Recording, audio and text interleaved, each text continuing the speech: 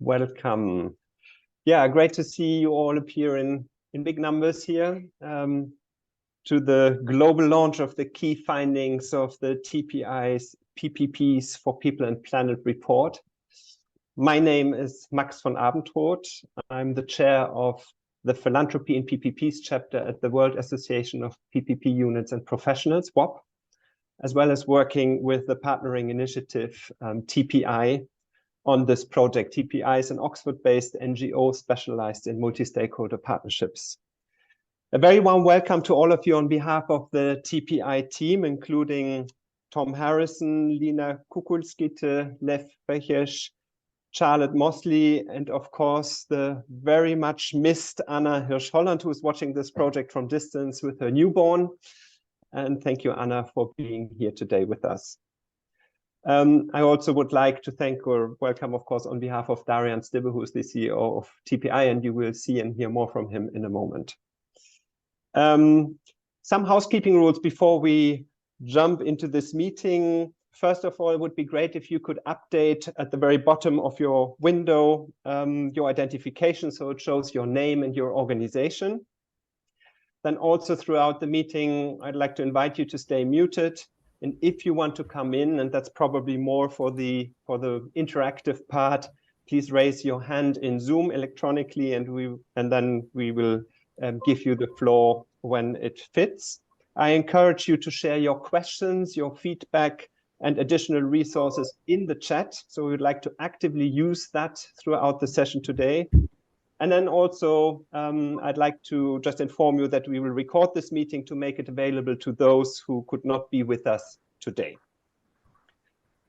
We, TPI and WAP, observe innovative forms of multi-stakeholder partnerships emerging between the public, private, and philanthropy sectors that aim to leverage impact for a sustainable and socially just future. It seemed to us that these PPPPs are used to address, in particular, the complex challenges humanity is facing, including climate change, health crisis, food security, with a systemic lens.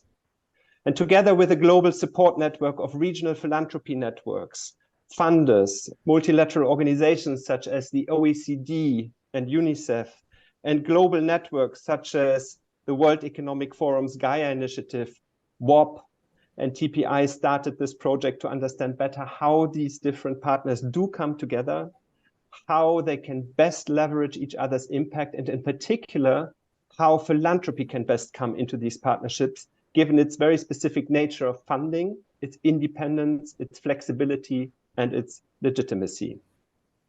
The insights emerging in this research will be captured in a report that will be published in time for COP28. And today you will receive a summary of the key findings that we will share with you following today's event, as well as the TPI's PPPPs library. Both the report as well as the PPPs library aim to inspire the whole spectrum of multi-stakeholder partnerships, from contractual PPPs to any kind of bilateral partnership of foundations with the public and or private sector, including the many partnership variations in between. So I'd like to stop here and thank in particular our two funders who allowed us to realize this important work over the last 5 months, the African Climate Foundation and Laudes Foundation. Thank you very much. With this, I'd like to introduce to you the co-hosts of this launch event and invite them to welcome you by sharing with us why they are excited about transformative public-private philanthropy partnerships. And these co-hosts are Leslie Johnson, the CEO of Laudes Foundation, Salim Fakir, the CEO of African Climate Foundation, and Darian Stibbe, the CEO of the partnering initiative TPI. Leslie, I'd like to hand over to you to kick us off with your welcome. Great. Thank you. Well, first of all, welcome everyone. This is a really exciting moment for us because we've been eagerly awaiting the outcome of this assessment. I want to start with maybe a few framing words because we are actually in a pretty terrifying situation right now. You probably saw last week that the UN released the production gap report, which bottom line actually show that governments are actually going to produce double the amount of fossil fuels by 2030 than what is consistent with the Paris Accord. And this is not only frightening, but it also demonstrates the enormity of the problem that we're trying to solve. Governments alone won't solve it. Business won't solve it. Philanthropy won't solve it. The problem is systemic and intractable and persistent and shared because we're all in this together. So why I'm excited about this research and the work that TPI and WAP are doing is that we all have a role to play to transition to a green and inclusive economy, one that leaves no one behind. And this means we need to not only play nicely together, but also collaborate and really collaborate, not just cooperate. And I run a foundation called Loudest Foundation. I think I have sometimes the best job in the world because a foundation, of course, can try new things and de-risk, and it doesn't have to worry about failing because failing is learning, et cetera, et cetera. There's lots of great stuff that foundations can do. And what I'm most excited about, however, is how foundations can help us all imagine what could be and paint that world that maybe we're unable to imagine right now. And I always think back to something that Bill McDonald had told us once, who is I'm sure you know Bill, he's quite a famous architect. We worked closely with him, and he used to say, if it exists, it's possible. So make it exist. And for me, the core to making things exist are these partnerships. So I'm excited to be here today. I'm excited to be able to support this good work, and I'm excited to play my role in philanthropy to help to catalyze it. So thanks, Max, for having me be here. Thank you very much, Leslie, for these very encouraging words. Salim, I would like to invite you to come in.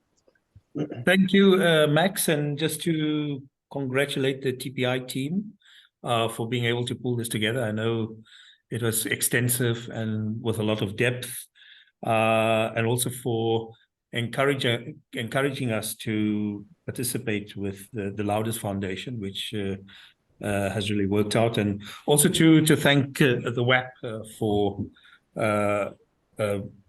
sharing the insights and hosting a number of meetings along the similar topic. I want to say, as ACF, we're a regional philanthropy. We are very new, with about 3.5 years old.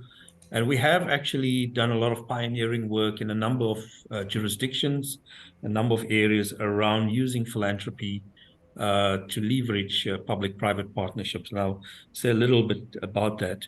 Philanthropic funding, we have to acknowledge, is a scarce resource, limited, but can play a very strategic role in unlocking public-private partnerships. And I think the TPI report tries to demonstrate through a number of case studies how that can happen. It is what I would call the smart use of philanthropy that can make a difference in a systemic and transformative manner. ACF's work on the continent in the intervening period has really been around transformative climate action in two areas. One is really we are trying to increase the fold of investments in the energy transition. That includes not only electrification, but also electric mobility, and also beneficiation around critical minerals. The other area where we are developing new work is around adaptation and resilience investment platforms, which is really to de-risk key economic sectors that are anchor economies on the continent, crucial for jobs, for foreign earnings, and for future investments. That is really around adaptation and resilience, particularly in the agricultural sector. The vision we have for the use of philanthropic money around this triple P model, and if we include 4 is quadruple P, is really to find innovative and low-cost finance solutions, because that's really what's needed on the continent. If you consider how much the cost of borrowing is on the continent, so philanthropy can actually provide some foundational ways of actually attracting more cost-effective funding.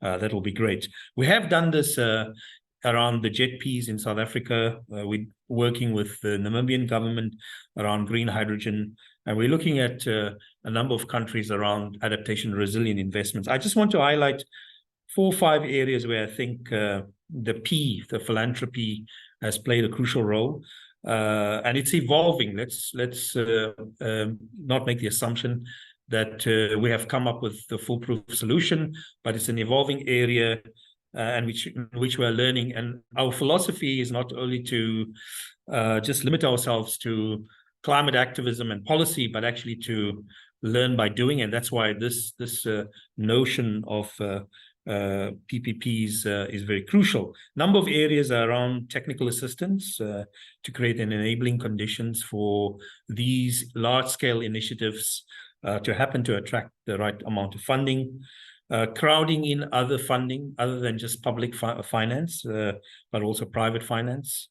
Thirdly, providing catalytic capital for new initiatives. Innovating in the around blended finance models, mobilizing talent to be able to do these kinds of large-scale triple Ps or quadruple Ps, because you can only do that by experience and by learning by doing. And so you need a lot of early phase talent and subsequent phases of talent to be part of this process. And lastly, really around using philanthropic money, not just in terms of grants, but also impact funding. You see our role as providing a bridge, fostering collaboration, and providing the impetus for new innovative models, because we can take some of the risk away. Thank you. Thank you very much, Salim. That is a perfect entry point for the discussion about the research later on, because we're touching on some of these points as well. But before going there, I'd like to invite Darian to come in. Thanks so much, Max, and thank you all very much indeed for joining us, and welcome on behalf of TPI. Thank you, of course, also to our friends at Laudes and African Climate Foundation, and indeed our colleagues at WOP for this joint research. So I've been working in partnerships for about 22 years, and there's 2 things that I've learned. One is I believe in magic. I believe in the magic of partnerships to do things completely differently, to bring together resources in ways that simply cannot be done elsewhere, that can deliver transformations that simply are not otherwise possible. The second thing I believe is that collaboration and partnerships is difficult, it's hard. Now, at this stage, and we've already heard a little bit from Leslie, we're at a scary stage. And if we're honest, I think that we can pretty much say that traditional approaches to development, traditional aid, just simply doesn't work. That it really is a sticky plaster. It's short-term solutions.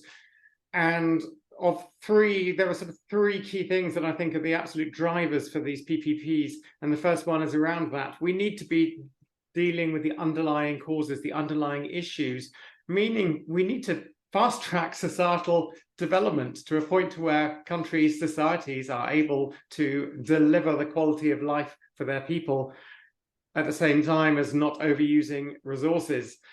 And so we need to move ahead on the economic, the social, and the environmental simultaneously. And again, that clearly does need collaboration.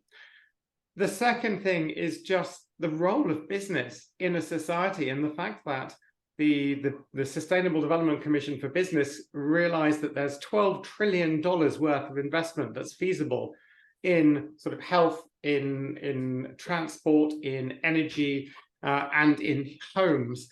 And we need to unlock that. The problem is it's just challenging to get that investment happening. There are too few bankable projects being chased by too much capital. And so we see this, and the other thing that we heard mentioned from Salim is sort of low-cost, commercially viable approaches. These are commercial, therefore completely scalable solutions, but we need to unlock them. And then the third element is around the nature of the challenges we face. So climate change requires a fundamental shift in society. It requires the way that we all live and the way that we work and the way that we shop and the way that we travel. And of course, the way that business provides all of this, or the way that business has its own operations.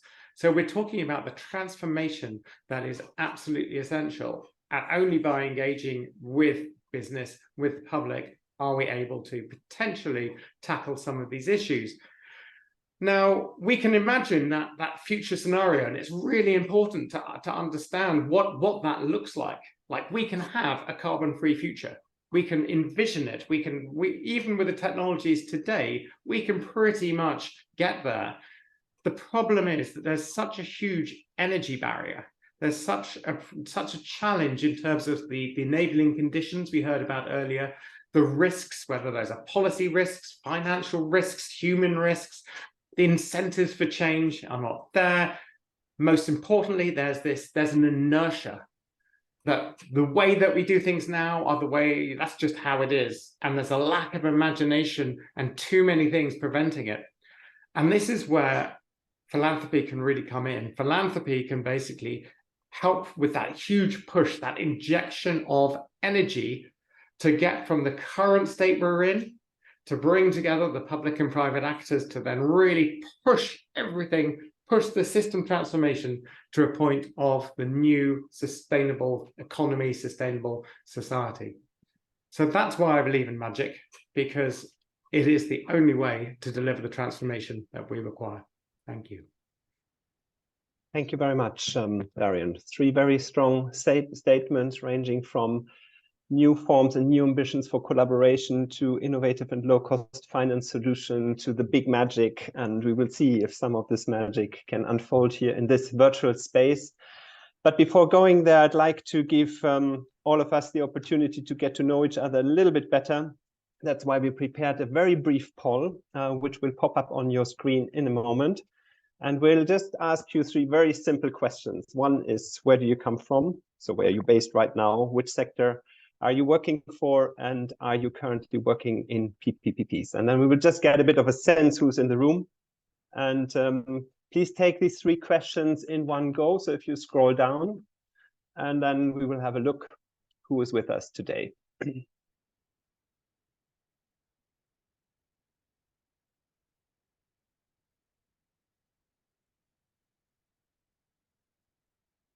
Okay, I have to say, I'm very happy to see also someone from Asia joining, looking at the time zone difference. It must be in the middle of the night. So thank you very much for making this extra effort.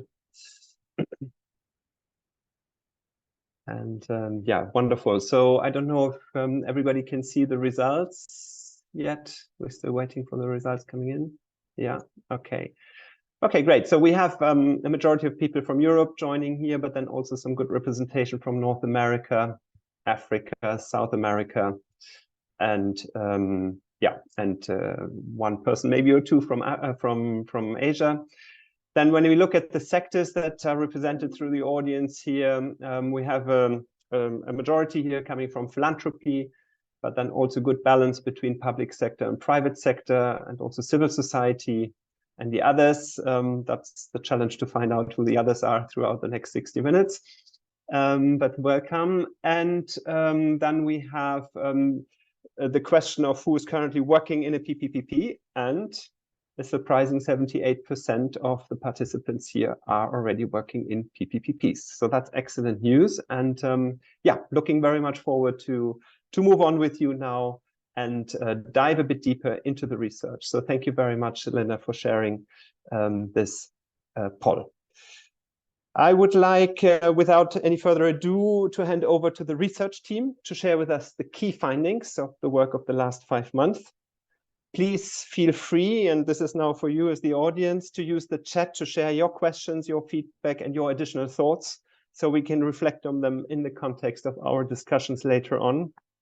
And I'd like to hand over to Lina to kick us off. Great, thank you very much, Max. I'm just going to start sharing my screen now. You should see it in a second. So this is really just And a very brief introduction to our research findings, and there's much more in the report. So we hope that this will inspire and motivate you to read the whole report once it's launched. So really starting from what did we do in the past few months? We started with collecting PPPP examples through referrals from TPI and WAP Global Support Network. And that led to an initial sample of 99 examples, which then were narrowed down to 46.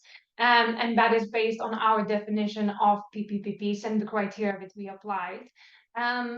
And then of the sample of 46 PPPPs, we basically did a comprehensive review through desktop research and in some cases interviews, especially when we found that examples were particularly interesting and hopefully inspiring to others as well. We focus on several variables, including the partner rules, the focus, the thematic focus, scope, and so on. And we coded and categorized these variables for insights. And all of that will culminate in a comprehensive report that will be launched in time for COP. Also, another note that throughout this whole process, we were in consultations with an advisory group and the Global Support Network. So we're very grateful for the input we received so far. And just so that we are all on the same page about what were we talking about when we say PPPPs. So PPPP is a long-term multi-stakeholder partnership in which public, private, and philanthropy sectors combine funding and or non-financial resources to enable social, economic, and or environmental transformation.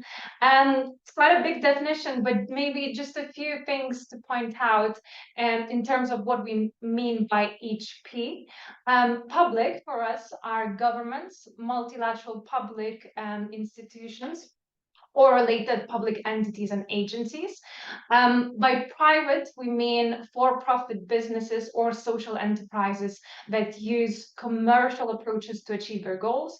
And finally, philanthropy is really any type of philanthropic foundation or philanthropy support organization. So this is really quite a broad definition, and that basically allows for any scope of PPPPs from global to local, and they can have any theme. And a bit more on that, we'll hear from my colleague Lev, who'll talk about the landscape analysis. Thank you, Lina. Excuse me, I'm fighting a little bit of a cold. So if this is a landscape analysis, so it would be great to start with an overview. So we found that PPPPs work across the globe at every level, from global down to local communities. And PPPs have proven to be successful at tackling a variety of societal issues across multiple SDGs. The most frequently targeted SDGs are related to climate, health, industry and innovation, and decent work and economic growth. In terms of what are PPPs good for, there are means to address societal challenges, either global to local level, so it's across the globe, beyond the reach of philanthropy, business, or government alone, and across a range of SDGs, as I mentioned already. The most common types of actors within PPPPs from philanthropic side tend to be corporate foundations, either alone or in partnership with other foundations or support organizations. And from the private side, we see businesses rather than social enterprises, which is a very interesting aspect, outnumbering them 30 to 2 in our small sample. And from government side, mostly government, not other types of governmental organizations. In terms of what role philanthropy plays, we have found 4 essential catalytic roles. It's often instigating PPPPs, especially in our sample, identifying issues that require the collaboration of multiple stakeholders, playing a convening role that brings the right partners to the table, not only because it has the relationships, but because it understands what the other partners want and, most importantly, what they need. Philanthropy not only invests early and takes disproportionate risk, and thus de-risks the investments for other partners, but it's also often used as first loss to leverage other people's money, acting as catalytic capital. Philanthropic partners also provide funding. That's being the case in 40 out of 41 PPPPs. It's only 41 because we didn't have information on financials on the other remaining 4. This allowed not only to set up, but also pay for the operational costs, such as secretariat, to be covered. It also plays space for other essential activities, such as developing new solutions, research, piloting, training, community organizing, and so on. Finally, the 4th essential role is capacitating and accelerating. Philanthropy brings technical expertise on the table. In 20 out of the 46 PPPPs, this was the case. Technical expertise, it's a code for a wide range of activities, from due diligence to knowledge development to co-creation and building the capacity of partners and implementers. It is important to note that the role of philanthropy is flexible according to the needs, context, and the maturity of the PPPP, and can change over time and is context specific. It is also important to note the roles of the other 2 Ps. Business and government obviously being funding, but beyond funding, they play key roles. The ability to structure deals and mobilize mainstream capital, just as philanthropy does, business does that as well. It also brings a lot of rigor with its heightened focus on KPIs and measurable outcomes, but also brings a tremendous amount of implementing and managing capacity, but also technical expertise and know-how in specialized fields. Government, on the other side, provides regulation or deregulation and access to certain areas that have to be done in order for the PPP to be successful. And it also provides credibility, especially in certain contexts. And with that, I invite Tom to talk about the levers of change. Thank you very much, Lev. So what's going on when you bring all these partners and roles together? So we looked at our sample of PPPs, and we really think that they are demonstrating an incredibly powerful way of catalyzing change. And that's at large scale, at small scale, in so many different sectors, as Lev has suggested. So kind of what's going on? So to understand that, we identified some levers that PPPs are able to access. The public and private partners in the PPPP, between them, access so many different levers across whole systems, and that in itself is very powerful. We've identified in our sample 5 main levers, which are the ones on the screen. So first of all, value chains. So private sector value chains on the whole for goods and services that people need. Secondly, infrastructure. So this is the physical structures that the economy needs, but also are needed for services such as health and education, so hospital buildings, schools, and so on. Thirdly, they access rules and norms. This is mainly government. This is mainly government through policy, through regulation, but also rules and norms are often set by society themselves through their cultural and behavioral way of managing themselves. Fourthly, we see PPPs that are accessing human and community capital. So this is the skills and capacities that are needed for economies to flourish and for social systems to work well. But PPPPs are particularly powerful, as we've already suggested, in terms of finance and funding. And this is needed all through the system, but also in order to bring about that change that Darian was speaking about. Other kinds of finance and funding are needed, and PPPPs are very powerful in terms of blending different kinds of capital and funding together to make that happen. If we look at what philanthropy is doing through those amazing catalytic roles that Lev talked about, that is enabling change to happen. Because changing a system is expensive, it's very risky for the players involved, it takes a long time, and it needs a lot of coordination. And all those roles of philanthropy are helping to do that in many different ways. So if I can introduce our framework. So essentially, this is starting to sort of pull it all together in terms of how they're using these levers. It can be very simple. It can be just accessing one lever to make one change, or it can be responding to incredibly complicated, dynamic challenges, which have many different moving parts in many different parts of a system. And PPPPs are able to access many different levers at the same time. And that results in the outcomes that achieve the goals that society is looking for. I'm now going to give just three examples of what we call transformation pathways, which is how we've observed some of these levers coming together. So my first example is Building Life, which is a European PPPP. It brings together private sector actors in the building supply chain, and they bring together and combine their insights into how those construction supply chains work. They then sit with government representatives, and they examine regulations for green construction across Europe.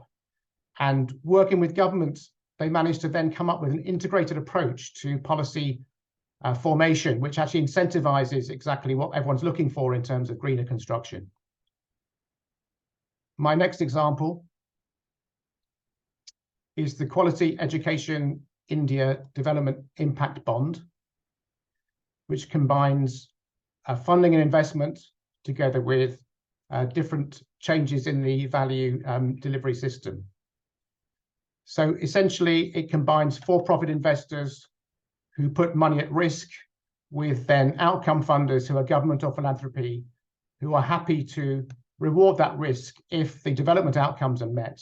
The development outcomes are what's happening at the classroom. So there's funding for interventions at the school level to improve educational outcomes.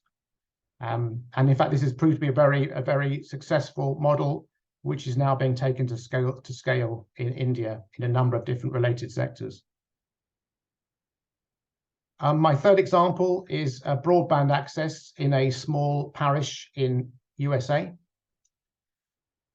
Here we have profit-driven internet service providers who are reluctant to install broadband in certain communities because they fear they won't be able to make a commercial return.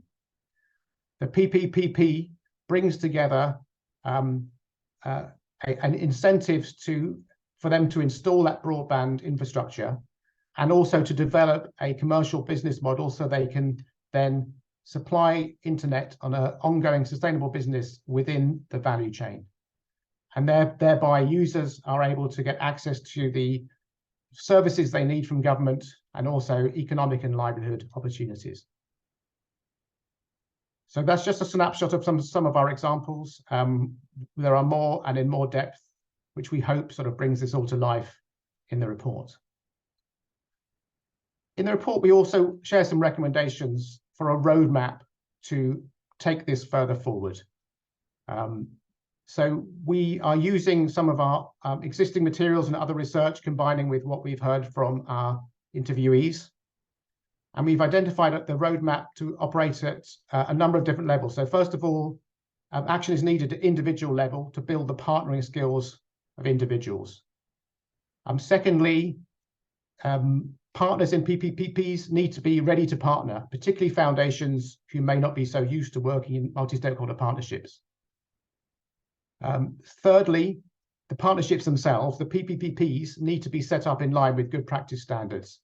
And we know what those are, both from our research, but also from generally our work in multi-stakeholder partnerships and what works. Next, we need an enabling environment for these kind of partnerships, and that needs to be put in place. Finally, we also put into the roadmap actions around maximizing the value that philanthropy gives to a PPPP. Now we're beginning to understand how that works. And finally, also guidance for how to set up new PPPPs. So that's the end of our brief summary of some of the key points in the research. And our other output is then the examples that we've been using, and I'll ask Charlie just to share those briefly. Thank you so much, Tom and the team. So the other resources that we've created alongside the report is what we're calling the PPPPs library.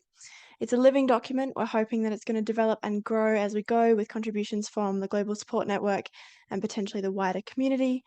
And it basically contains fact sheets for all 46 PPPs we found, including information such as where they're operating, on what scale, what SDGs they're working towards, and who the partners are. The library is organised such that you can navigate by what your specific interest is, whether that's by the thematic focus of the SDGs, where that's operating in terms of region or on what scale.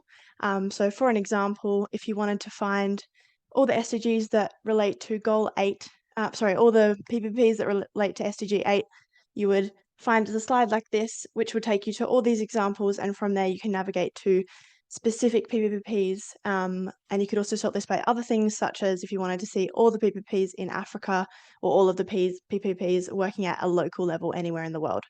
So yeah, we're hoping this is going to be a living document, looking for ongoing contribution and hopefully an inspiring and accessible resource. And I'll hand back over to Max. Yeah, thank you very much, colleagues. A great presentation, and I think it would be really helpful now for our audience to bring this even more alive. And I'm very happy to have two representatives of two PPPPs that are also part of the PPPP library with us today, one from South Africa, the other one from Colombia. And I would like to start with the South African example and invite Siad Sassim to come in and share a bit with us some insights from his work. Siad is the South Africa country representative for the Global Energy Alliance for People and Planet, GEAP, where he works closely with South African government to accelerate the Just Energy Transition Partnership. Siad, this is a very exciting project. Thank you for being here, and I give the floor to you. Great. Thank you, Max. And great to meet all of you. Very excited by this topic and happy to share what are some very early emerging lessons. But I think what you learn through my presentation is there's a lot more that can be done in terms of 4P type models. So just to reiterate the introduction, I'm based in South Africa. I work for the Global Energy Alliance for People and Planet, which is GEAP for short. We are a philanthropic organization, and we work closely with a lot of alliance partners, which are DFIs, other philanthropies like the Africa Climate Foundation, as well as government partners.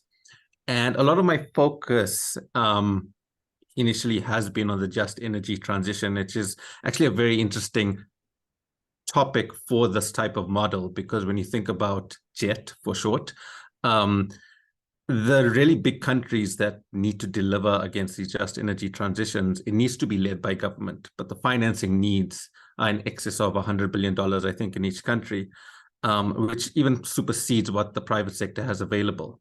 So there is a critical need for philanthropy to step in and try and play this catalytic or bridge financing role. And I'm going to give two very early examples of some things we've been doing in South Africa around partnering with both the private sector as well as government. One will be around institutional capacity. The other one will be around a larger scale infrastructure projects. So starting off by the first example, which was GEAP recently worked with the South African presidency to support the National Energy Crisis Committee in South Africa, which was a government unit set up to solve this intractable problem of load shedding or energy supply security that we had in has been a persistent problem in South Africa for many years. And government announced a pretty ambitious energy action plan to try and resolve the crisis with various regulatory, organizational, and funding reforms. However, it was pretty clear that if government took a business as usual approach, they wouldn't be able to actually deliver against this plan. And hence there was urgent capability and capacity needs. So the government initially approached GEAP just when asked to help deploy surplus capacity, which I think is a pretty typical arrangement where philanthropies support governments around the world to help solve societal challenges. But when we got the ask, given the quantum of capability, but also the very specific capacity that was needed, we really realized that the private sector could be a unique partner in this type of arrangement. So we approached the private sector, via government, and after initial skepticism, what we realized is we can help get this delivery structure up and running, show its credibility. And then obviously the private sector had a vested interest in this, but once they saw proof points and that this was actually working, they would be more confident to come in. And eventually what happened is we got this up and running to respond to the urgent needs of the crisis. And then eventually the private sector saw the need, were able to set up a holistic governance structure, set up a funding model where private sector partners could deploy resource capacity into the public sector, and essentially established what is quite a specialized structure, and it's been launched in South Africa now as the Resource Mobilization Fund, and almost more than triple the initial funding or quantum of capacity that we had put in place. And I think importantly, what happened was the initial work allowed the private sector to have confidence, but it also allowed us to bring in a partner that had specific capability that without which we'd have a lot less leverage.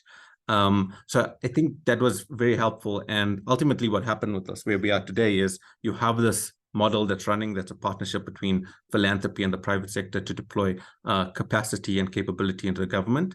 And given its success, it's actually been replicated into other forms. So not just about solving energy crisis, but also solving an impending logistic crisis. So just an example of how philanthropy typically works with governments to deploy structure, but private sector also has a vested interest in this. So bringing them along as a partner can help significantly. The second example, just again around the just energy transition, was some work that we've been doing with the World Bank and the state-owned utility in South Africa, Eskom. And at the end of last year, South Africa was almost embarking on the initial part of its energy transition. And one of the key projects was Komati Power Station, which a lot of you might have heard of, to decommission and repurpose the power station. So this was critical as an initial proof point for the transition, but also to demonstrate globally that you can decommission power stations, but do it in a socially just way and repurpose towards low carbon alternatives. But what's happening in that transaction is essentially the utility and the World Bank were struggling to come to a close. There's also genuine concerns about the societal impacts of that transition. So we stepped in to provide a grant, a significant grant, as a source of bridge financing, but also pushed for additional social outcomes. So for example, building a training center that not only brought in the trained current workers of the power station, but also brought in the community closer to the transaction. And it's been a difficult process. But I think ultimately what our intervention did is it allowed this transaction to come to a close, create initial momentum for the transaction, for the energy transition, and ultimately show that critical proof point as a demonstrative example globally. So I know those examples might have been relatively brief, but if I just reflect back on what are some of the things that we've learning from, how can philanthropy be most additive to typical public-private partnerships? I think the first thing is philanthropy plays an important role in bringing credibility to PPP models, because there's often a lot of skepticism between government as well as the private sector. So almost playing that bridging role by deploying high quality resources can make the world of difference. The second one, where a lot of things specifically around climate change problems need to move faster, philanthropy can play a much bigger role in speeding up PPPs I think typically we can move faster than private sector organizations because we might not have the governance constraints. And I don't think that should be underestimated. The third one is the way I see philanthropy often in these models is the role of a bridge financier. And I think there's various problems. I think it was said initially that there's not enough bankable projects right now. And I think where philanthropy's capital can be most useful is just that little push to get that past bankability and allow often public sector and private sector to close on important transactions. And where this becomes important is, in addition to just playing a role as a bridge financier, what you can do is also philanthropy can dictate more social outcomes into typical PPP models. So, for example, in very difficult areas around job creation in green industries that often won't be solved for when solving for bankability, you can use philanthropic capital through various forms, whether it's like first loss facilities, whether it's the likes of results-based finance, to enable more social outcomes in these very large multi-billion-dollar PPP models. And I think the other thing that I'm noticing is that there's a ton of PPPs currently going on. There's a lot of work around where you have the proliferation of ESG leading to private sector having many ESG type projects that benefit the public sector. I think philanthropy can often step into those existing projects and play a role on scaling them, codifying learnings, bringing them to other areas. And I think that's an area that philanthropy typically hasn't always been involved. So what I'll say in conclusion is, when I think about climate change specifically in this area I'm involved in, and the financial as well as the capability needs, 4P models are not only a nice to have, they essentially are a prerequisite if we are going to solve these problems. The other thing I'm realizing is that nobody really has the perfect answer to what these models should look like. I think we're all still learning, and often engaging the private sector on different type of models, often find that they lack the creativity. So it does require quite a lot of problem solving with the partners to identify what is the modality of these projects. But at the same time, this also requires a mindset shift from philanthropy. I think typically we're quite used to philanthropic capital being deployed to research or capacity.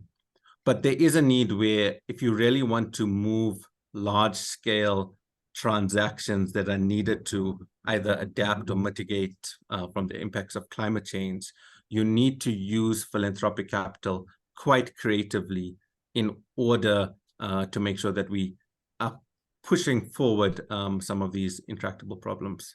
So I'm not sure how I'm doing for time, but I'm going to pause there, and I hope that was helpful and clear. Thank you very much, Ziad. It definitely was. It's always great to have these very concrete insights from someone like you who's working on this on an everyday basis. And also thank you very much for reminding us that this is really a learning journey for all of us. Yeah, so we are all in this process of understanding better how it works, and everybody contributes a certain element to this. And that's why it's so great to have you all together here, because I think together we can really move the needle. Now I'd like to move continents and hand over to the word to Juan Diego Cespedes Henao. He is the Director of Urban Development at the Santiago Domingo Foundation in Colombia. And in this role, he has led successful infrastructure projects such as the Mega Barrios Villas de San Pablo in Barranquilla and Bicentenario in Cartagena. And this latter one is the largest social interest housing project in Colombia. Juan, I'm really interested to hear a bit more about your take on this kind of partnership. Over to you. Hi everyone, and thank you for inviting us to this space. So, in the Fundación Santo Domingo, we are one of the largest foundations in Colombia, and we work closely with the government and other public and private players to increase our impact. So, in this case, Ciudad del Bicentenario, what we do there, and if we can move forward with these few slides that we prepared, this is an affordable housing project in the north of Colombia, in Cartagena. And what we aim for there is to work mainly in 4 SDGs, sustainable cities, industry innovation, decent work, and no poverty. And what we do is that, unlike private developers of housing, where the housing unit is an end, for us it is a beginning. It's a beginning of a journey for a family to develop their life's project. And the idea behind that is to have not only a proper housing unit, but also a 15-minute city where you can find all the infrastructure needed close to your house, but also about building a community. So it's not just a house, it's not just a habitat, it's also building a community where, even though this is all the affordable housing spectrum in Colombia, there are several different types of people that come to these projects, people that have been victims of the armed conflict, victims of winter or climate issues, but also people that can afford to pay up to $20,000 for a house. And that makes a challenge and an opportunity for people to develop and to combine different kind of communities, and then try to build a life projects around that. So we work a lot in building human and social capital for these families. Finally, and as Leslie said at the beginning in her introduction, the idea is to leave no one behind. So to make sure that we don't leave anyone behind, we also implement some economic development programs where we try to give people opportunities so that they can generate income through either employability, but also through entrepreneurship, or attracting companies to operate inside this neighborhood so that they can generate local employment. So the idea is just not a house, it's not only a habitat, it's not only about building a community, it's about making sure there is a life project for these families. And if we move forward with the next slide, which shows a bit more how the different players work. So what we do here and why it is a PPPP is that we started making an alliance between us as the foundation and the public government, both the national and the local governments.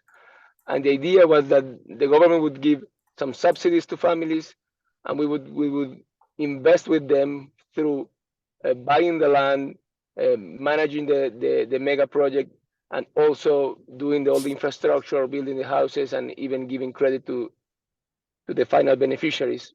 But with time, we realized that it wasn't enough to do it with the government. We needed also the private sector. So we ended up joining with private developers, and to make sure that everybody is in the according role, we brought the expertise of the private sector. And right now, what they do is that all the building of the housing, the commercial side, that's all done by private investors and private companies that actually make a business out of it. And we, as the foundation, focus more on making sure that the social programs are working properly, that the economic development programs are working properly, and that families get their lives project. So the idea is that through the public giving subsidies, the private doing what they know how to do best, and us having a role that the previous speaker was saying it very, very, very well, that we can invest and we can help with catalytic capital.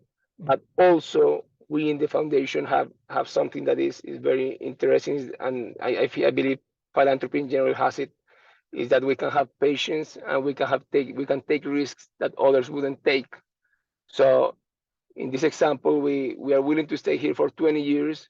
We're willing to make mistakes so that other people won't make it, and then the market will change and will grow. And another very important aspect, and that I believe is probably the key element of what we're doing, is that we have the credibility to attract players. So many times the government and the private sector, they don't get together, and it's difficult for them to trust each other. But in this case, we are playing that role of the intermediary that makes sure that everybody plays the role that they should be playing, and that there is trust around the project. So I believe that, as Darian said in his introduction, the power of partnerships is very important, and that's what we try to do here. And as he said, we believe in magic, and through partnerships and through making sure that everybody's playing the role, the magic is happening here. So that's what we want to share with you. Great, thank you very much, Juan Diego. Fantastic to hear these insights. There are a couple of questions actually in the chat that relate to you and also to Ziad. So maybe you just want to have a look and respond to it as we go. And to give all of us now the opportunity to digest, to reflect a little bit about what we have heard, and also to see how that resonates actually with our own thinking, we would like to take a moment, and I suggest 12 minutes, to go into smaller group breakout rooms, self-facilitated, and just along the lines of the question of how might you use PPPPs to deliver your mission? This question will also be put in the chat, so you don't forget. I just want to invite you, when you come back into the room in 12 minutes, to share your finding, your 1 or 2 points that are really important for you in the chat, so that we can all participate in the discussions that you had. So Lina will send us off now, and looking forward to see you back in 12 minutes for the final panel discussion. Right. Come back. I know this was a bit of a harsh end of the conversation, at least for some of us probably, but that's always like this. If you have limited time, then and you have a good conversation just taking off, then that feels like this. I would like to invite you to share in the chat if you have 1 or 2 points from your conversation that you think is really valuable for us to collect and to harvest. And then we would like to move over to the next point on our agenda, which is having the panel discussion. So our host that I have introduced to you at the very beginning, Leslie Johnston, Salim Fakir, and Darian Stibbe, will now be joined by 2 additional speakers. One of them is Ziad Alexander Hayek, the president of the World Association of PPP Units and Professionals, WAP. WAP is very much involved in this work, and I'm very happy, Ziad, that you found the time to join us here. And then we have also with us Massamba Touaye, who is project executive leading the UNFCCC Secretariat, a very important role at this point in time, as we heard already at the very beginning from Leslie. And he is the initiator and executive of the UN Climate Change Global Innovation Hub. And thank you very much, Massamba, for making yourself availability to join us for this important discussion. Darian will join you through this discussion, so I leave that to you, Darian. Over to you. Thanks very much indeed, Max, and thanks indeed to our panelists, and thank you for the great discussion that we're having just now. As Leslie said, it was just getting good. We will continue the conversation a little bit here, but the program will continue as well, of course. This is just the first phase of it, and we will make sure there's plenty more opportunity for ongoing discussions. So I'd like to welcome our new guests, and I'd like to start with you, Ziad, if I may. And of course, you've been working on PPPs for many years, and of course, you represent WAP, which is a worldwide network of PPP professionals. And I'd really like to get your feeling about how you would categorize the next generation of PPPs. Where do you think PPPs are heading from your perspective? Well, Darian, if you allow me, maybe I say a few words before I get to answer your question. If you will, everything's going to be really brief so that we can get as many words in as possible. So thank you. But yes, please do go ahead. Right. I mean, I did want to thank TPI, thank you, thank Max, thank the WAP team that has been working on this as well, Jyoti Bisbee, David Dodd, among others. So I do owe everybody this gratitude. I think that where PPP is heading has really very little to do, frankly, with 4 Ps. Has very little to do with philanthropy. Where PPP in general is heading is on its own course. It is going towards more activity in in emerging markets, greater attention even in developed countries like the US with the Biden initiative. And everybody's realizing now that PPP is very important, that the SDGs are not going to be achieved without PPP. It is gaining momentum every day. Now, that is separate from where we are with philanthropy. And the question here is, the question that you asked us for the breakout is, how does philanthropy and PPPP advance what we are doing? And it advances, speaking for the PPP profession, I think it advances what we are doing by injecting all the things that we talked about, the ability to take some additional risk, the ability to do innovative things, the ability to unlock finance, the ability to catalyze. And the final result of this whole thing is to increase the availability of funding for infrastructure, social as well as physical, that goes into achieving the SDGs. So it is PPPP is additive to PPP in general. Thank you, Ziad, and of course we'll come back to you in a moment. Masamba, you run the Global Innovation Hub, and I wonder if you could just tell us very briefly about the hub, and then specifically then about the role of these PPPPs as you see them in really delivering the type of innovation that you are trying to foster. Thank you. So the Global Innovation Hub is an initiative of the UNFCCC Secretariat. We have a one-fold vision, which is enhancing the use of innovation to serve the many people and the planet. So we have a twofold mission. The first component is to accelerate and upscale the deployment of existing solution to serve climate and sustainability. And the second component is to accelerate the development of the missing solution. And we have a threefold core value. They are articulated around caring, sharing, and daring. So caring, we consider that for climate and sustainability innovation, we need to genuinely care about the needs and well-being of the people and the planet. And this is why our innovative solutions are not starting at the sectoral level, but we go back to the core human needs: nutrition and health, shelter, access to products and services, leisure. And we ask ourselves how innovation can be used to address these needs in a way that is aligned with the climate and sustainability goal, with nobody being left behind for 10 billion people by 2030. So sharing, we want to develop the mindset of solution provider, sharing knowledge, sharing value. And finally, daring. This is extremely important. If you want to address the global challenge, we need to set our goal and target not based on our perception of what is possible, but based on what is needed. This moonshot way of thinking is extremely important.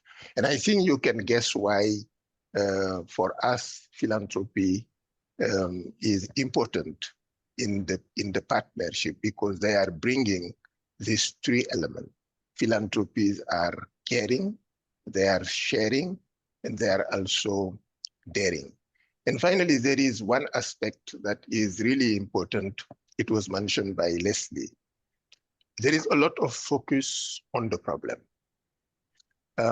If you look at climate and public awareness, there is a lot of movies actually scaring people about what will happen if we do not act.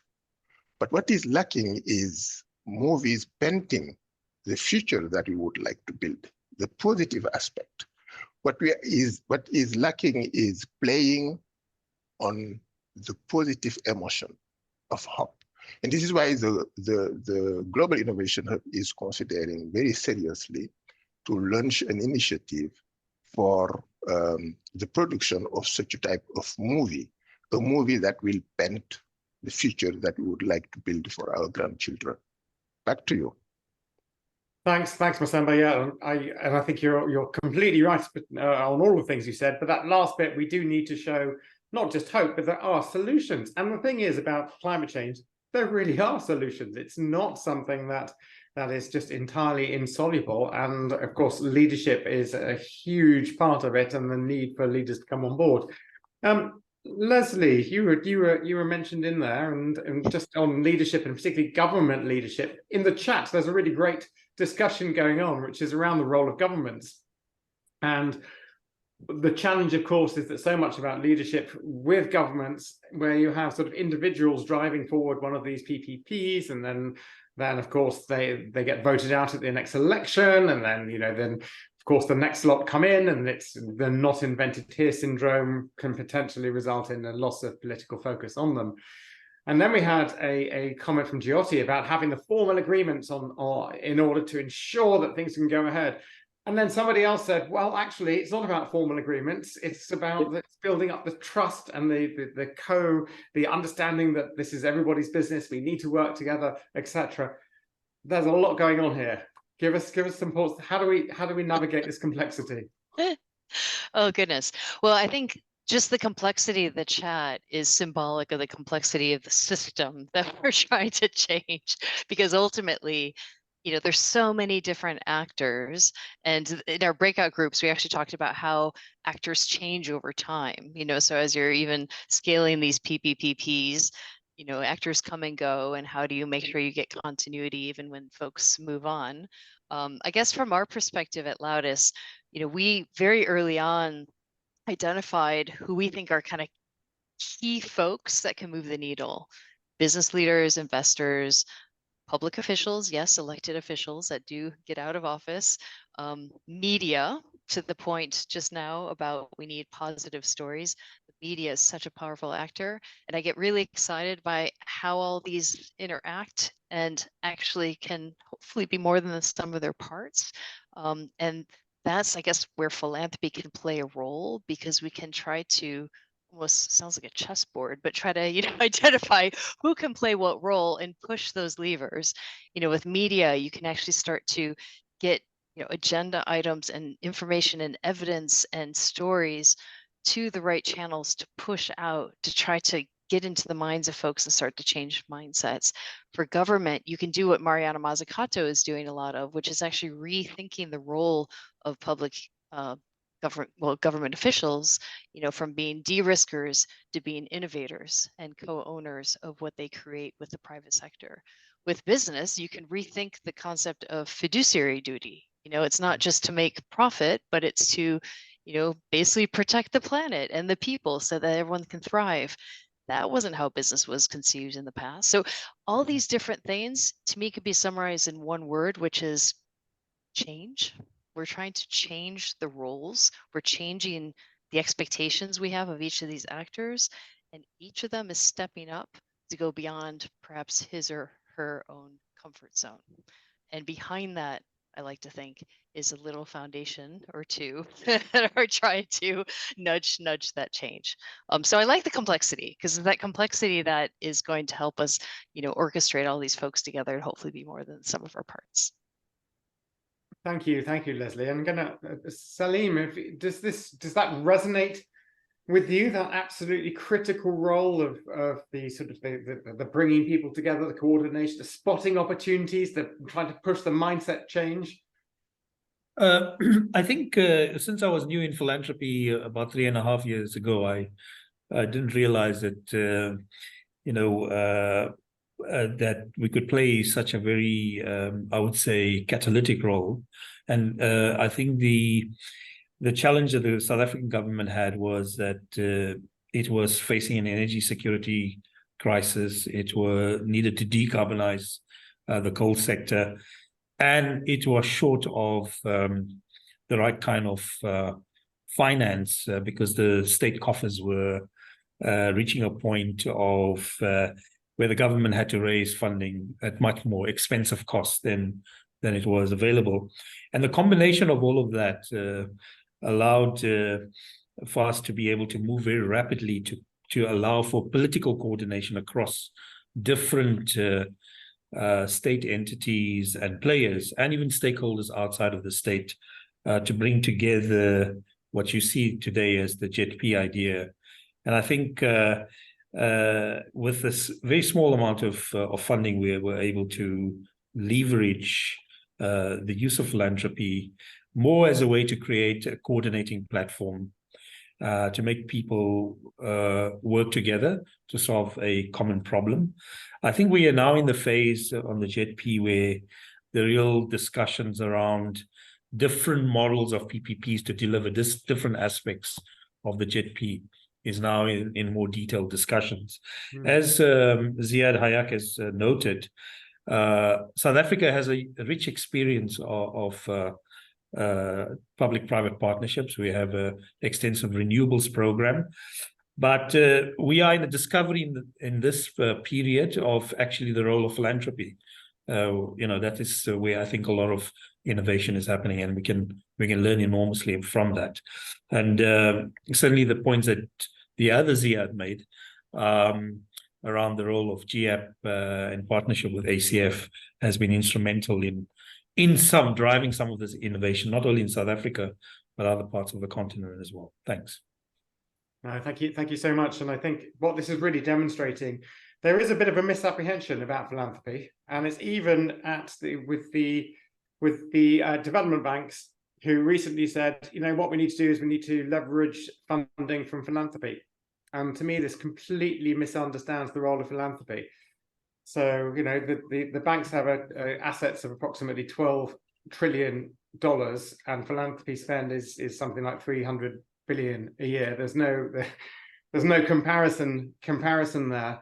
But what we're hearing is that it is about how you can unleash the huge investment that is available to deliver sustainable, commercially viable business, if you like, solutions that really deliver for people and planet. And that seems to be what clearly the sweet spot is here.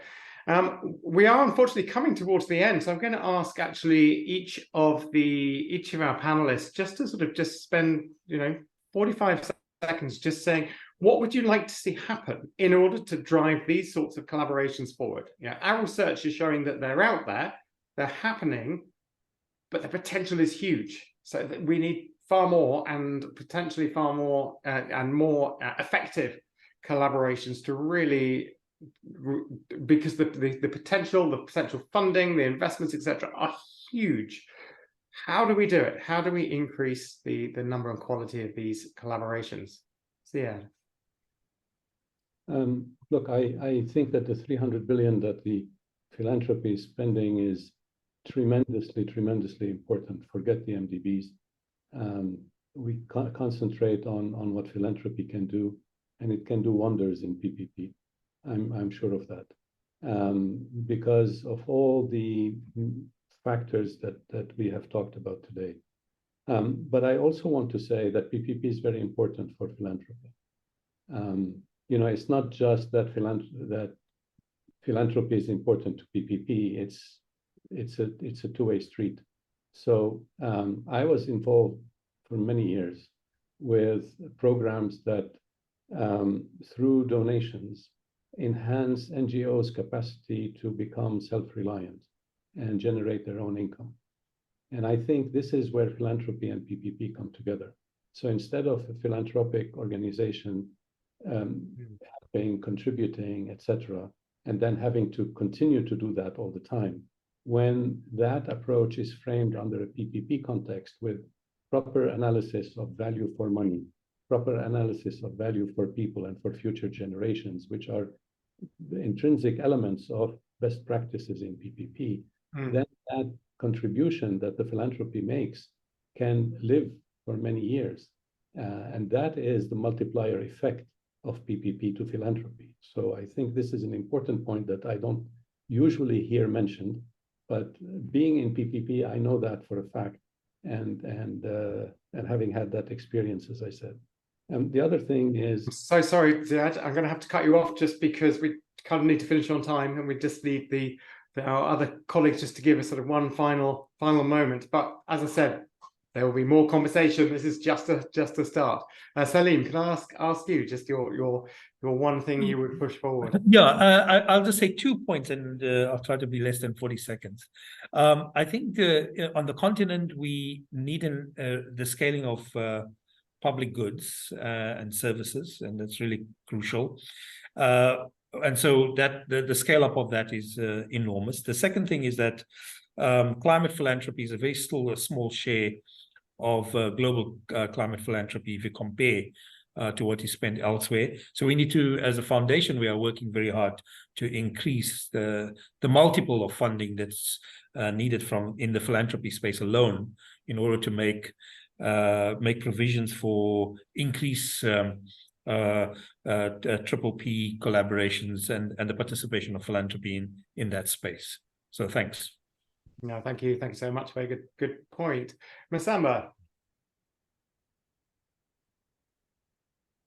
What we need is innovative business model that can enable to maximize the creation of value for all the entities that are involved in the partnership, even if they do not have the same interest. Fantastic, thank you. And indeed, yeah, innovative business models, this seems to be absolutely key into these PPPs and the role of philanthropy in helping to make this happen. Leslie. Okay, 4 things, but I'll be very quick. Money, but not from foundations. We need catalytic capital from other investors, so they need to take more risk because they're not currently. Shared accountability, we don't have enough of it. We need to hold each other to account. Thirdly, braver leaders. I loved the daring reference earlier. We need folks, despite election cycles, to be able to step up and take those bold decisions. And finally, since we're talking about philanthropy, less ego, because I know it's not easy. There's a lot of ego in this industry, but we need to put that aside so that we can collaborate. Thank you so much. Yes, we need to, as one of our colleagues once said, we need to leave our egos, silos, and logos at the door. Exactly. Thank you, panelists, very, very much indeed. Hugely appreciated. As I said, this is just the start of one of many conversations that will continue. It's a deeply rich area. It is something where there is still clearly so much potential. And as the partner initiative, and I know as our colleagues at WAP, we will be there to really help to drive this forward. Thank you very much. Back to you, Max. Thank you. And I will keep it really short. Big round of applause for our panel. You won't hear it, but maybe feel it in this virtual room. I just want to briefly close this by saying that the final report will be published around the time of COP28. You will all receive an email on this.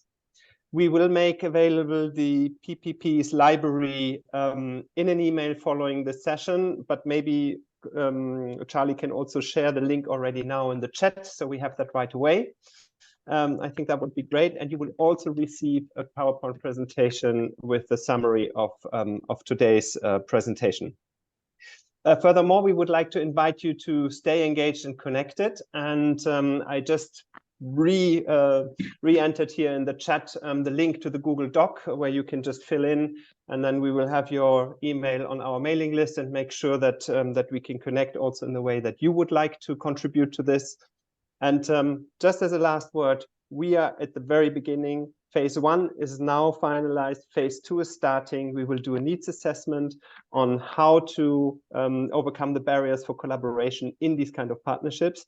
But we will also look into how to build up the ecosystem for PPPs around the world. So the building up the support infrastructure, making sure the capacity building is in place, and so that transformative partnerships at this scale that we discussed just now can really happen. Big thank you to our funders, big thank you to all our supporters, again to the speakers, and to the TPI team in particular.